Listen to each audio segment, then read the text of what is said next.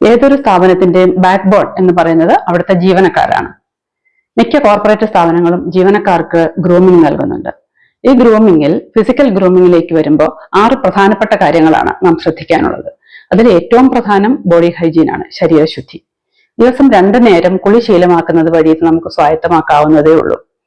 Whole day ജീവനക്കാരൻ ഫ്രഷായും പോസിറ്റീവായും ഇരിക്കുന്നതിനും stress ഒരു പരിധിവരെ ഒഴിവാക്കുന്നതിനും ഇത് സഹായിക്കും.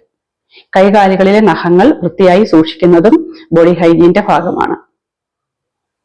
Soft, gentle and long lasting ആയിട്ടുള്ള ഒരു ബോഡി സെന്റ് യൂസ് ചെയ്യുന്നത് അമിതമായ വിയർപ്പ് മൂലമുണ്ടാകുന്ന ദുർഗന്ധം ഒരു പരിധിവരെ നിയന്ത്രിക്കാൻ സഹായിക്കും.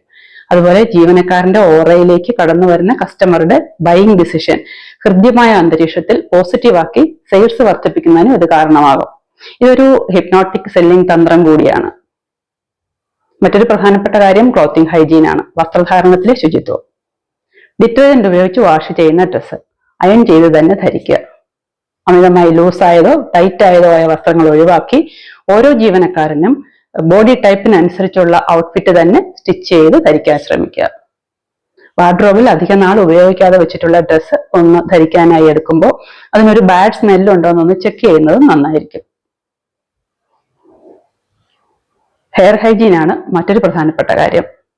ആഴ്ചയിൽ 2 പ്രാവശ്യമെങ്കിലും നല്ലൊരു കണ്ടീഷണറും ഷാമ്പുവും ഉപയോഗിച്ച് ഹെയർ വാഷ് ചെയ്യുന്നത് സ്കാൽപ്പും ഹെയറും ഹെൽത്തിയായും വൃത്തിയായും മെയിൻറ്റെയിൻ ചെയ്യാൻ സഹായിക്കും. കൃത്യമായ ഇടവേളകളിൽ തലമുടി ട്രിം ചെയ്ത് സൂക്ഷിക്കുക. അമിതമായ മുടി കൊഴിച്ചിൽ, താരൻ മുതലായവ ഉണ്ടെങ്കിൽ അതിന് മെഡിക്കേഷൻ എടുക്കുക. ഡെന്റൽ ഹൈജീൻ ആണ് മറ്റൊരു പ്രധാനപ്പെട്ട കാര്യം.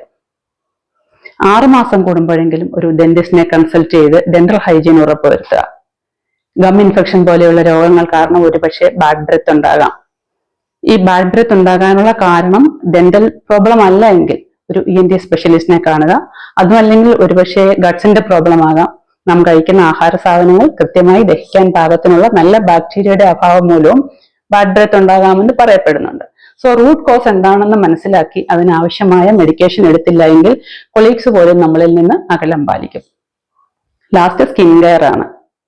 ഡ്രൈ സ്കിൻ ഉള്ളവർ കുളി കഴിഞ്ഞ് നല്ലൊരു മോയ്സ്ചറൈസർ അപ്ലൈ ചെയ്യുന്നത് ശീലമാക്കുക.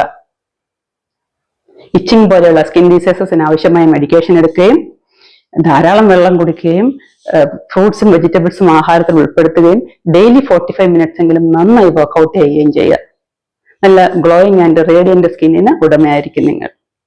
ഈ 6 കാര്യങ്ങളും, അതായത് body hygiene, body scent, clothing hygiene, hair hygiene, dental hygiene and skin care കൃത്യമായി പാലിക്കുന്ന ഒരു വ്യക്തി പ്രൊഫഷണൽ ലൈഫിൽ മാത്രമല്ല പേഴ്സണൽ ലൈഫിലും will be a superhero. Thank U.